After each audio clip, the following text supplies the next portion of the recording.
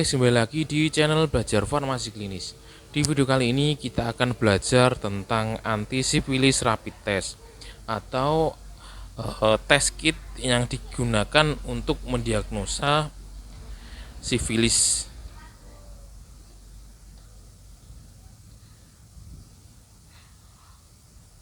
Jadi pemeriksaan sifilis ini merupakan tes Tes yang digunakan adalah darah yang berguna untuk menyaring penyakit kelamin ini.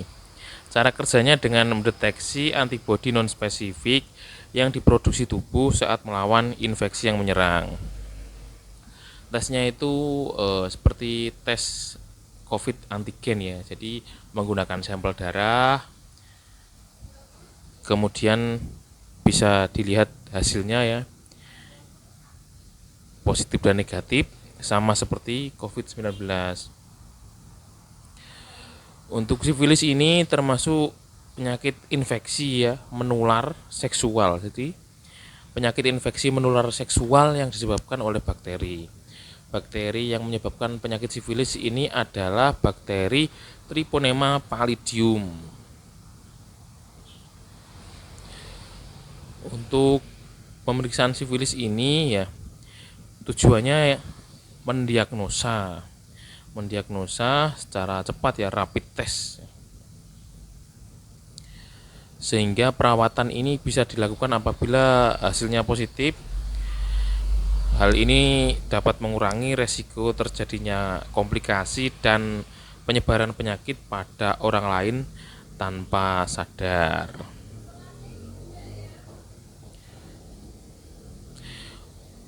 Kalau ditanya manfaatnya pemeriksaan ini apa? Manfaatnya dari pemeriksaan ini untuk mendeteksi jika seseorang mengidap penyakit menular seksual atau tidak. Jadi untuk menegakkan dan mendeteksi. Setelah itu dokter dapat menentukan pengobatan yang perlu dilakukan. Dengan begitu infeksi yang ada tidak menyebar atau bertambah parah.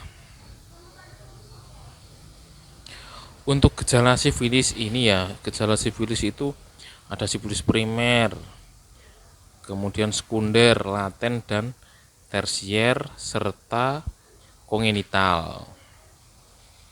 Kita belajar dulu yang gejala sifilis primer. Gejala sifilis primer umumnya muncul berupa luka dengan 10 hingga 90 hari setelah bakteri masuk ke dalam tubuh. Pemulihannya memakan waktu sekitar 3 hingga 6 minggu.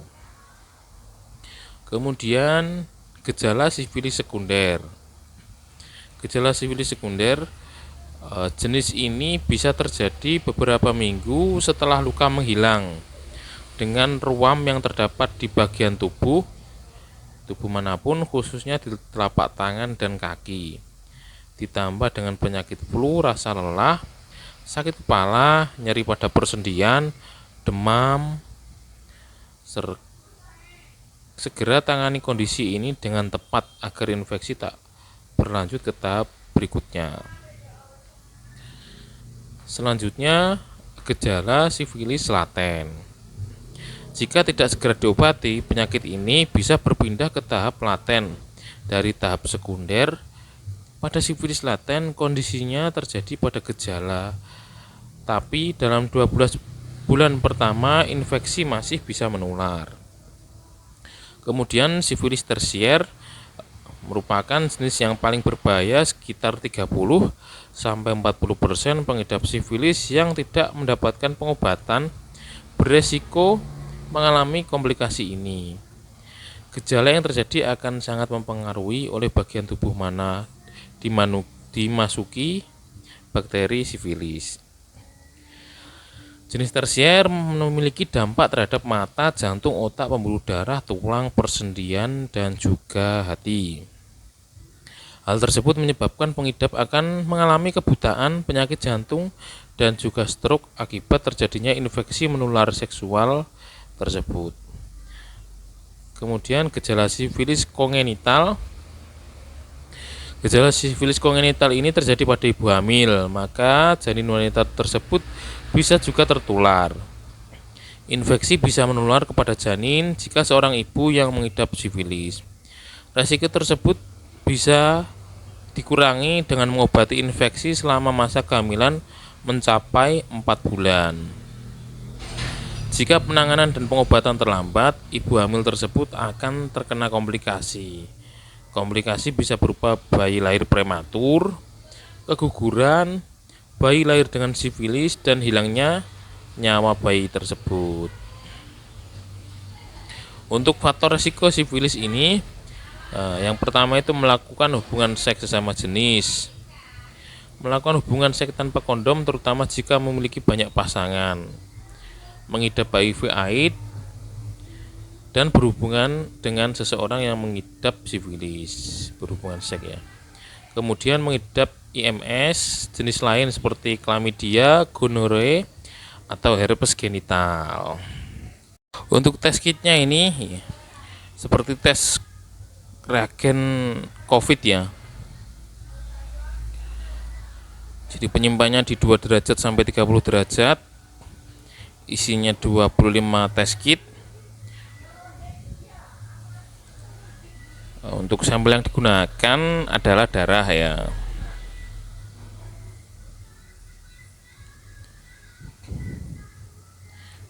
Dalam satu wadah ini ada reagen, tes kit, dan buku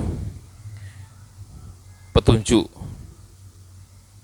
Nanti kita baca buku petunjuknya serta pipet ya, pipet untuk memipet darah.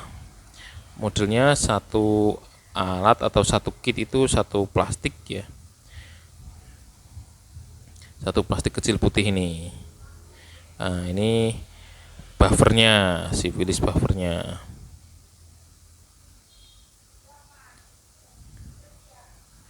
Nah, ini buku petunjuknya. Mari kita baca buku petunjuknya.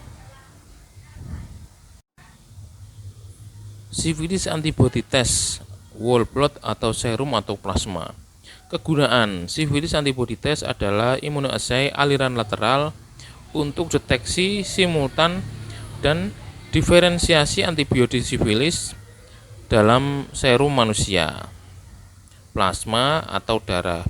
Tes ini digunakan sebagai screening dan sebagai penunjang diagnosis infeksi sifilis. Spesimen reaktif dengan sifilis antibody test harus dikonfirmasi dengan metode pengujian lanjutan seperti ELISA atau PCR. Sifilis adalah penyakit menular seksual yang menyebar secara global, hampir mempengaruhi semua sistem organ tubuh manusia, menyebabkan kerusakan serius pada kesehatan fisik dan mental pasien. Ketika sifilis menginfeksi manusia dapat menghasilkan berbagai antibodi, terutama terdiri dari 2 antibodi spesifik, IgM dan IgG. Jenis lain dari antibodi non-spesifik yang disebut reagen adalah antibodi yang diproduksi oleh tubuh manusia ketika dirangsang oleh bahan lipid yang dilepaskan oleh kerusakan histosit oleh spiroset atau spiroset itu sendiri. Ini dapat diuji dengan pemeriksaan serologis. Untuk prinsip tesnya ya ini adalah immunoassay kromatografi aliran lateral. Satu wadah ini 25 kaset tes dengan 1 desikan, 25 dropper atau pipet, 1 botol diluent, dan 1 petunjuk penggunaan. Untuk material yang tidak tersedia tetapi diperlukan, jam yang digunakan untuk timer, wadah sampel, blood lancet ya untuk mengambil sampel darahnya, kemudian centrifuge,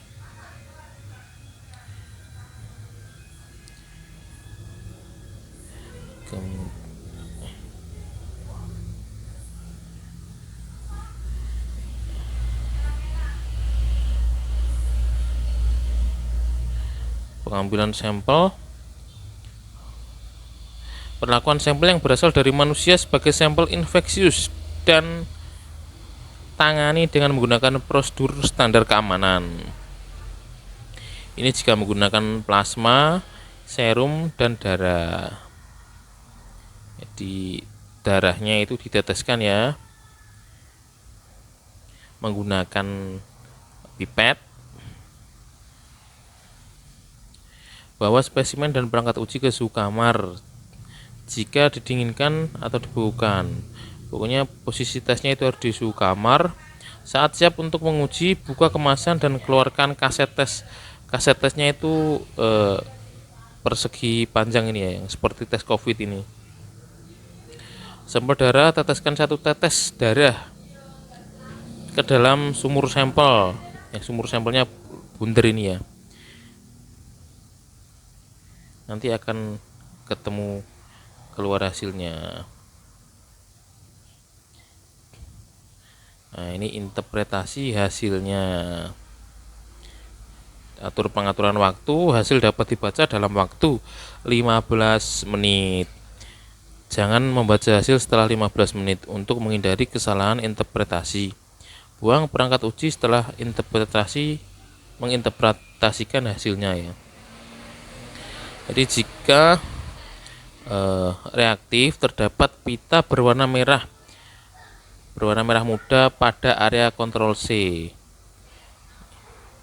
Ini negatif. Kalau positif itu garis C ada garis pita merahnya atau merah muda, dan T juga merah muda. Pokoknya kalau garis 2 itu positif ya.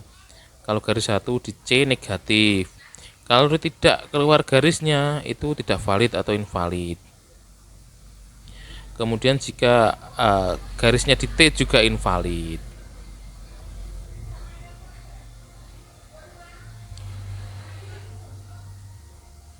Ini arti dari simbol yang ada di test kit ini ya. Baik, selesai sudah belajar kita kali ini. Kita ketemu di video berikutnya. Salam belajar farmasi klinis. Semangat belajar.